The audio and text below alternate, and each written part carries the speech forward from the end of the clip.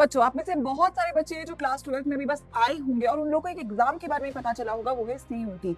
इकलौता एग्जाम जो कि ऑल ओवर इंडिया में मैक्सिमम बच्चे हर एक स्ट्रीम के अप्लाई कर रहे होते हैं यूजी कोर्सेज में एडमिशन के लिए। लेकिन मन में बहुत सारे सवाल होंगे कि मैम ये जो एग्जाम है ये कब होता है, इस एग्जाम से क्या फायदा होगा, क्या हम इस एग्जाम की तैयारी बोर्ड्स के साथ करनी चाहिए, इस एग्जाम की क्या कट ऑफ होगी, इस एग्जाम के लिए मुझे क्या क्या मिनिमम करना पड़ेगा। तो सारे जो डाउट्स है आपके मन में सीयूईटी के एज एन एग्जाम को लेकर, और अगर आप लोग क्लास 12 में बी एंटर कर रहे हैं और 2027 के सीयूईटी को अपेयर करने वाले हैं तो इस वीडियो को बिल्कुल भी स्किप मत करिएगा और पूरी तरीके से फॉलो कर लीजिएगा, क्योंकि आपके मन का एक एक डाउट इस वीडियो के साथ क्लियर हो चुका होगा। So let's get started with a very important video for CUET 2027। ठीक है, ऑलरेडी अगर मैं बोलूं तो अभी जो टाइम है उसमें मई का जो टाइम पीरियड होता है जनरली, उसमें सीयूईटी का पेपर होता है। तो ऐसे बहुत सारे बच्चे हैं वो सोच रहे होते हैं कि मैम हमारा तो जो तैयारी है वो जून जुलाई के बाद हम लोग देखेंगे या हो सकता है दिसंबर के बाद देखेंगे।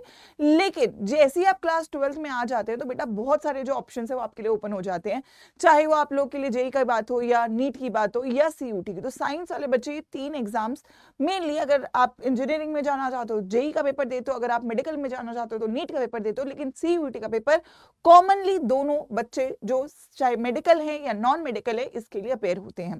अब क्यों ऐसा होता है? क्योंकि इकलौता ऐसा एग्जाम है जिससे आपको 50+ यूजी डिग्रीज में एडमिशन एक सिंगल एग्जाम के थ्रू मिल जाता है। तो इट्स वेरी इंपॉर्टेंट कि इस एग्जाम के लिए आप सभी लोग डेफिनेटली प्रिपेयर करें। अब क्या प्रिपरेशन का मेथड हो सकता है और क्या इस एग्जाम का सिलेबस है, पैटर्न है, उस पर हम लोग यहाँ पे बात करते हैं। सबसे पहली बात, कौन कौन से मेन जो यूजी कोर्सेज हैं जो आप लोग इससे एडमिशन ले सकते हो। बीएससी जो कि सबसे कॉमन है, BTech, B Pharma, BBA, BA, BCA, BEd, ये मेन कोर्सेज हैं जिसमें आप लोग यहाँ पे एडमिशंस ले सकते हैं। ठीक है, तो हर एक स्ट्रीम को कवर करता है। अगर किसी बच्चे को स्ट्रीम चेंज भी करना है तो आप सीयूटी एग्जाम के थ्रू अपनी स्ट्रीम्स को चेंज भी कर सकते हैं after your 12th boards examination. So again it's a very important opportunity जिसको आप किसी भी हालत में मिस ऑन नहीं कर सकते। अच्छा, अगर मैं बात करूं इस एग्जाम की, तो एक जो एग्जाम का फॉर्म है वो अगले साल, मतलब अगर मैं बोलूं फरवरी और जनवरी 2027 में आप एक्सपेक्ट कर सकते हो कि इस एग्जाम का फॉर्म आउट होता है। ठीक है, लेकिन फॉर्म आउट होने से पहले बहुत सारी चीजें जो आपको क्लियर होनी चाहिए ताकि आप लोग लास्ट मोमेंट पे पैनिक सिचुएशन में ना आए, क्योंकि मैम ऑब्वियसली कॉम्पिटेटिव एग्जाम है और जो कॉम्पिटिशन है वो काफी बड़े नंबर के साथ है। एग्जाम जो आपका ये होता है मई 2027 में आप लोग का हो रहा होगा, जो इसका रिजल्ट है वो एक्सपेक्टेड है कि जून 2027 में इसका रिजल्ट भी आ जाएगा। तो जो आपका बाकी कॉम्पिटेटिव एग्जाम की डेट्स है उसी के आसपास इसका एग्जाम होता है। तो अगर मैं बात करूं, सबसे पहले जेई का एग्जाम होता है, फिर नीट का एग्जाम होता है और फिर आपका सीयूटी का एग्जाम होता है, सबसे लास्ट में सीयूटी एग्जाम होता है। अब मैं अगर स्टैट्स की बात करूं जो जाननी आपके लिए बहुत जरूरी है, 16 लाख के आसपास बच्चे इस साल इसके लिए रजिस्टर कर रहे हैं। लेकिन अगर मैं 2027 में बात करूं, ऑब्वियसली ये नंबर इससे ज्यादा ही होने वाला है। तो नंबर ऑफ एप्लीकेंट्स बहुत ज्यादा है अगर मैं सीयूटी एज एन एग्जाम की बात करूं, क्योंकि ऑल ओवर इंडिया के बच्चे यहाँ पे हर एक स्ट्रीम के बच्चे इसके लिए रजिस्टर करते हैं।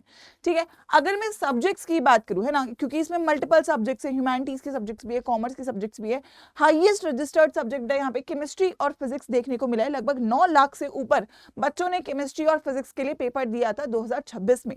तो मतलब सबसे ज्यादा जो बच्चे कंपटीशन देख रहे होते हैं वो केमिस्ट्री और फिजिक्स में देख रहे होते हैं। केमिस्ट्री में मतलब नंबर 1 जो है वो आप लोग का लैंग्वेज है इंग्लिश, जिसमें 12 लाख बच्चों ने रजिस्टर किया। उसके बाद लगभग 9,60,000 के आसपास जो बच्चे थे वो केमिस्ट्री में थे और उसके बाद आपके फिजिक्स थे। तो मतलब ये 3 मेन सब्जेक्ट्स हैं जहां पे सबसे ज्यादा कंपटीशन देखने को मिलता है। मतलब सीरियसनेस भी बहुत ज्यादा है साइंस वाले बच्चों की सीयूटी को लेकर। सीट्स अगर मैं बात करूं, लगभग 3 लाख सीट्स है यहाँ पे ऑल ओवर इंडिया, सभी यूनिवर्सिटीज को अगर मैं काउंट करूं। लेकिन जो टॉप नॉट सीट्स है जिसमें बच्चे एग्जैक्टली एडमिशन लेना चाहते हैं वो लगभग 70,000 है। अभी 70,000 हर एक स्ट्रीम की है। अगर मैं साइंस स्ट्रीम इसमें से एक्सक्लूड कर दूं तो लगभग 30,000 के आसपास सीटें हैं जहां पे बच्चे एक्चुअल में एडमिशन लेना चाहते हैं इस एग्जाम के थ्रू, चाहे वो हिंदू हो, चाहे वो स्टीफेंस हो, चाहे वो मिरांडा हाउस हो, चाहे वो बीएचयू का एक अच्छा कॉलेज हो। तो ये कुछ ही जो कॉलेजेस हैं जहां पे बच्चे मैक्सिमम टारगेट कर रहे होते हैं। तो अगर मैं सिलेक्शन की बात करूं तो 100 में से 5 बच्चे हैं जो इन कॉलेजेस तक पहुंच पाते हैं, इन सीट्स तक पहुंच पाते हैं और यहाँ एडमिशन ले पाते हैं। तो इसीलिए जो ये एग्जाम है ये मास का एग्जाम है। नंबर ऑफ स्टूडेंट्स बहुत ज्यादा है, सीट्स भी अच्छी खासी हैं, लेकिन हर एक बच्चा एक अच्छे कॉलेज में नहीं पहुंच पाता। तो द मेन थिंग इज कि आपको क्रीम ऑफ द स्टूडेंट्स यानी कि टॉप में से भी टॉप नॉच जो आपके कैटेगरी ऑफ स्टूडेंट्स है उसमें रहना पड़ता है, तब जाके आपको एक अच्छा कॉलेज पहले अटेम्प्ट में मिल रहा होता है, राइट? तभी आपका वर्थ इट अटेम्प्ट भी रहेगा।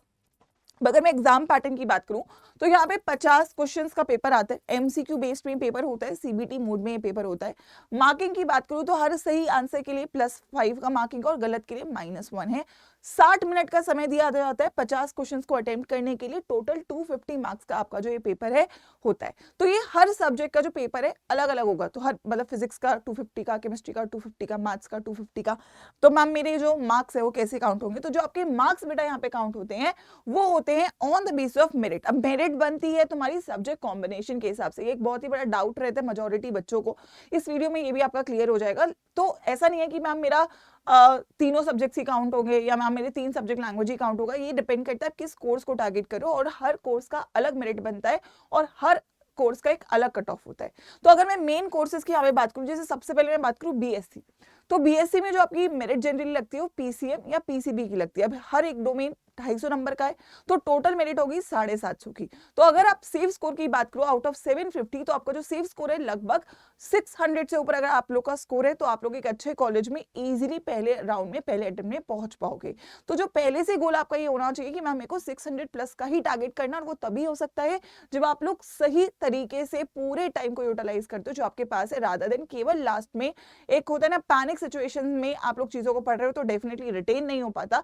तो जितना आपके पास टाइम है अगर आप उसे प्रॉपर्ली यूटिलाइज करते हो तो आप इजीली स्कोर तक पहुंच जाते हो, एंड ये स्कोर रहेगा बीएससी के लिए। अब अगर मैं बीटेक की बात करूं तो 2 कॉम्बिनेशन है, जैसे डीयू में जो कॉम्बिनेशन है वो लैंग्वेज, मैथ्स और जीएटी का है केवल, और बाकी यूनिवर्सिटीज में पीसीएम पे है। तो अगर मैं इधर से भी पकड़ू तो 3 पेपर है, 750 का मेरिट है, और यहाँ पे भी 3 पेपर है तो 750 का मेरिट है।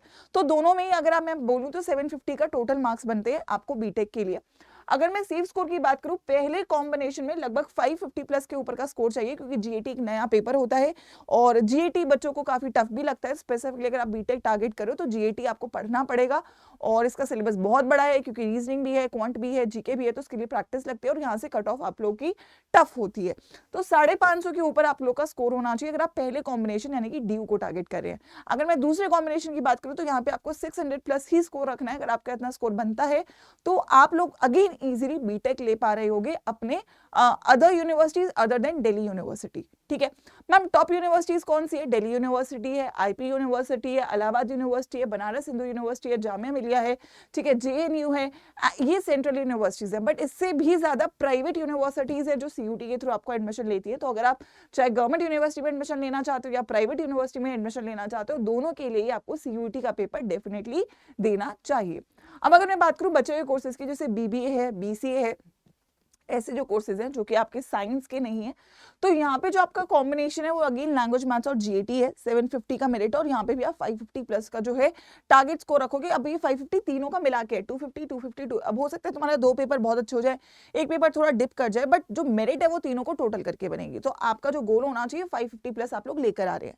अगर मैं बायो के कोर्सेज की मेनली बात करूँ तो जैसे एग्रीकल्चर है, बी फार्मा है, तो यहाँ पे भी आपका पीसीबी का मेरिट है। तो पीसीबी में अगेन आपको 750 का आपका टोटल स्कोर है, टोटल मेरिट है। 750 में लगभग 620 से ऊपर नंबर आपको रखने चाहिए, रखने पड़ेंगे, तब जाके आप चाहे आईसीआर में एडमिशन लेना चाहते हो फॉर एग्रीकल्चर या बी फार्मा के बहुत सारे कोर्सेज कॉलेजेस में आप एडमिशन लेना चाहते हो, तो जो ये मेरिट है ये आप लोग को मेंटेन करनी है ताकि आप लोग पहले अटेम्प्ट में पहुंच पाओ। तो इन शॉर्ट अगर मैं बोलूं तो आपके पास मल्टीपल अपॉर्चुनिटीज है, लेकिन उसके लिए आपको पहली बात सही आपके पास अवेयरनेस होनी चाहिए, आपके पास सही नॉलेज होनी चाहिए, एंड देन डेफिनेटली सही प्रिपरेशन होनी चाहिए। 3 चीजें जब सही होती हैं तब आप लोग इस एग्जाम को मैक्सिमम तरीके से यूटिलाइज कर पाते हो। ठीक है, तो अगर मैं यहाँ पे बात करूं 3 बातें हैं जो आप लोग को ध्यान में रखनी है अगर आप इस एग्जाम को वो टॉप जो 30,000 सीट्स है उसमें पहुंचना चाहते हो। पहली चीज, you need to start timely for the added advantage. जो एडवांटेज है ना, जो बच्चा जितना जल्दी पढ़ना शुरू करेगा उतना उसके लिए एडवांटेजेस रहेगा, क्योंकि जो ये एग्जाम है ये भीड़ का एग्जाम है, लेकिन भीड़ में आपको शाइन करना है, और शाइन करने के लिए आपके पास कॉन्फिडेंस होना चाहिए। चाहे मैं बोर्ड्स की भी बात करूं, बोर्ड्स में भी आपको पता है लास्ट मिनट पे जब आप पढ़ रहे होते हो, आखिरी महीने में पढ़ रहे होते हो, तो आपको पैनिक होता है, और ये बोर्ड्स जैसा एग्जाम नहीं है। ऑल्दो सिलेबस इसका सेम है। अगर मैं साइंस की बात करूं तो जो आपके बोर्ड्स का सिलेबस है वही यहाँ पे आप लोग के डोमेन्स का सिलेबस है, लेकिन लैंग्वेज और जीएटी का सिलेबस अलग से होगा। आप लोग सीयूटी की ऑफिशियल वेबसाइट पे लैंग्वेज और जीएटी का सिलेबस भी चेक कर सकते हो, बट लैंग्वेज में आप लोग को वोकैब, रीडिंग कॉम्प्रिहेंशन और ग्रामर देखने को मिलता है, और जीएटी में आपको क्वांटिटेटिव के क्वेश्चंस, रीजनिंग के क्वेश्चन, करंट अफेयर्स के क्वेश्चन और जनरल एप्टीट्यूड के क्वेश्चंस देखने को मिलते हैं। तो ये दोनों नए पेपर है, बट डोमेन्स का सिलेबस आपका वही है जो आपकी क्लास 12th का अभी करंट एनसीईआरटी जो अपडेटेड है उसके अकॉर्डिंग सिलेबस है, ठीक है। अब बहुत जरूरी है बोर्ड्स और सीयूटी आप साथ में लेकर चलो, है ना, क्योंकि सिलेबस अगर सेम है और अगर मैं फॉर एग्जांपल डोमेन्स अपने अच्छे कर लेती हूँ, लाइक अगर मेरा दिसंबर तक का गोल है कि मैं दिसंबर तक अपना डोमेन्स का सिलेबस अच्छा कर लूँ तो मेरा बोर्ड्स अच्छा होगा। बोर्ड्स अच्छा होगा तो आपको कॉन्फिडेंस आएगा, कॉन्फिडेंस आएगा तो डेफिनेटली आप सीयूटी में रिवीजन अच्छा कर पाओगे, क्योंकि सिलेबस हमारा दिसंबर तक डन होगा। पैरेलली मैं साथ में थोड़ा थोड़ा टाइम लैंग्वेज जीएटी को दे सकती हूँ, क्योंकि नया सब्जेक्ट है। अगर मैं अचानक से केवल बोर्ड्स के बाद लैंग्वेज जीएटी पढ़ूंगी तो मेरे लिए टफ होगा नया सब्जेक्ट सीखना और पुराने सब्जेक्ट मैनेज करना और प्रैक्टिस करना। सो इट्स वेरी इंपॉर्टेंट कि आप सही कंटेंट पढ़ो, ठीक है, एक्यूरेट क्वेश्चंस लगाओ और टाइम को वेस्ट ना करो, क्योंकि ये जो 12th का साल है बेटा ये बहुत इंपॉर्टेंट है, and it's very very important कि आप इसका एक एक दिन, है ना, ऐसा नहीं मैं प्रोक्रेस्टिनेट करूं, मैं 1 महीने बाद पढ़ना शुरू करूंगा। जितना आप प्रोक्रेस्टिनेट कर रहे हो, कोई बच्चा होगा जो उस टाइम पढ़ रहा होगा और तुमसे लीड ले रहा होगा। So it is about elimination, it is about eliminating your competition, and for that you need to put your best foot forward. अब अगर मैं बात करूं 2027 की प्रिपरेशंस आप कहां से कर सकते हो, तो सीयूटी अड्डा डेफिनेटली सीयूटी का नंबर 1 प्लेटफॉर्म है, और हमेशा सीयूटी के बेस्ट रिजल्ट्स आपको सीयूटी अड्डा से मिल रहे हैं। अगर मैं 2027 की बात करूं तो उन बच्चों के लिए भी आपकी जो प्रिपरेशन है वो यहाँ पे शुरू हो रही है। तो देयर आर 2 ऑप्शंस। पहली बात, जो करंट बैच है वो आपका आरंभ बैच है, लेकिन मैं सजेस्ट करूंगी जितना जल्दी बच्चा प्रिपरेशन शुरू करता है उसके लिए महापैक उतना ही एडवांटेजियस होता है। महापैक जो है सीयूटी का, उसमें आपको सभी बैचेस, जैसे ये वन ऑफ द बैच है, ये बैच है, उसके बाद हो सकता है कुछ टाइम बाद एक नया बैच आएगा, क्योंकि कुछ बच्चे लेटर शुरू करेंगे तैयारी करना, लेकिन सभी बैचेस का जो एक्सेस है वो आपको महापैक में मिल जाता है। सभी टेस्ट सीरीज का एक्सेस जो है आपको महापैक में मिल जाता है। सभी क्रैश कोर्सेज जो आपको आते हैं बोर्ड्स के बाद उनका एक्सेस आपको मिल जाता है। काउंसलिंग का एक्सेस आपको महापैक में मिल जाता है। तो I think one stop solution जो आप लोगों के लिए रहेगा, बिना किसी मतलब दिमाग में सेकंड डाउट्स कि यार ये लूं या ये लूं, वो क्लैरिटी जो अगर आप लोग को मिल जाएगी वो महापैक के साथ। तो मैं सजेस्ट करूंगी कि आप सभी लोग अपनी सीयूटी की प्रिपरेशन को अभी से शुरू करें। उसके लिए मेक श्योर करें जो आपका 2027 का महापैक है उसको आप ज्वाइन करें अड्डा 247 के ऐप से जाकर। अगेन वो कैसे ज्वाइन करना है मैं बताऊंगी। ऑल्सो जब आपको बैच ज्वाइन करना है और ये महापैक ज्वाइन करना है उसके लिए आपको एक कोड यूज करना होता है डिस्काउंट का, तो आप याद रखेंगे Y513 कोड जो आप लोग को यूज कर लेना है। इस पे आपको मैक्सिमम डिस्काउंट और मेरी पर्सनल मेंटरशिप भी आपको यहाँ पे मिल रही होगी, ठीक है। So I will be also making sure कि जो बच्चे यहाँ पे जुड़ रहे हैं उनका मैं यहाँ पे पर्सनली ध्यान रख रही होंगी, ठीक है। अब कैसे मैम इसको ज्वाइन करना है, तो पहली बात आपके पास अड्डा 247 का ऐप या वेबसाइट होना चाहिए, ठीक है। अगेन वेबसाइट पे आप जाएंगे तो ऑल कोर्सेज में जाएंगे और यहाँ पे आप लोग जाएंगे कहाँ पे, थोड़ा सा इसको आगे स्क्रॉल करेंगे, दैट इज यूजी, ठीक है, एक second, that is UG PG entrance पे, ठीक है।